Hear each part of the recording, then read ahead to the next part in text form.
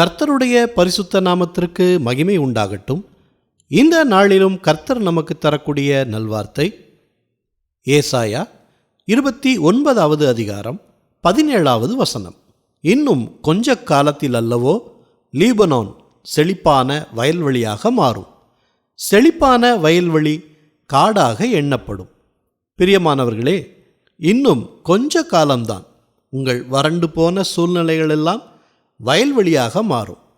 அதன் பின்னர் அது ஒரு காட்டைப் போல செழிப்பாக வளர்ந்தோங்கும்.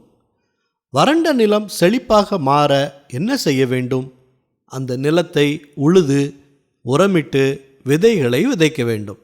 கர்த்தருடைய வார்த்தைகள் உங்கள் இருதயத்தை ஆழமாக சிந்திக்க வைக்கும்.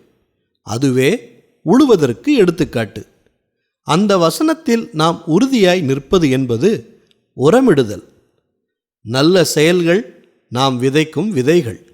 அப்படிப்பட்ட கிறிஸ்துவை ஆதாரமாய் கொண்ட வாழ்க்கையில் செழிப்பு நிச்சயம் வரும். அதனால் சோர்ந்து போகாதீங்க.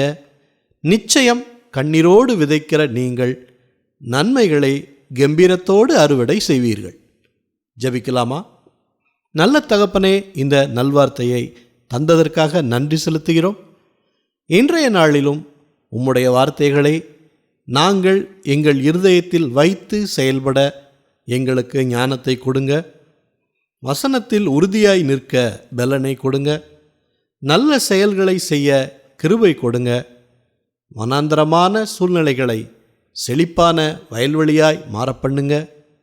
மற்றவர்களுக்கு நாங்கள் உதவும்படி எங்கள் கையின் பிரயாசங்களை ஆசீர்வதிங்க. எல்லா துதி கன மகிமை எல்லாவற்றையும் உமக்கே செலுத்துகிறோம். இயேசு கிறிஸ்துவின் நாமத்தில் ஜெபிக்கிறோம் பிதாவே. ஆமேன், ஆமேன். இந்த நல்வார்த்தையை மற்றவர்களுக்கும் பகிருங்கள். மற்றவர்களுக்கும் கர்த்தருடைய ஆசீர்வாதம் கிடைக்கட்டும்.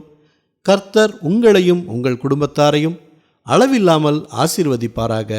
ஆமேன்.